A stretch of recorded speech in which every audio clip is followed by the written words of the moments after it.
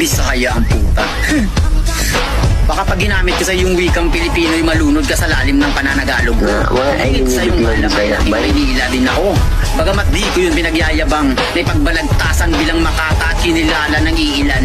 Proud ako bilang Bisaya dahil kayang-kaya ko kayong samayan. Tapos kayo manlalait porque di nyo kami maintindihan.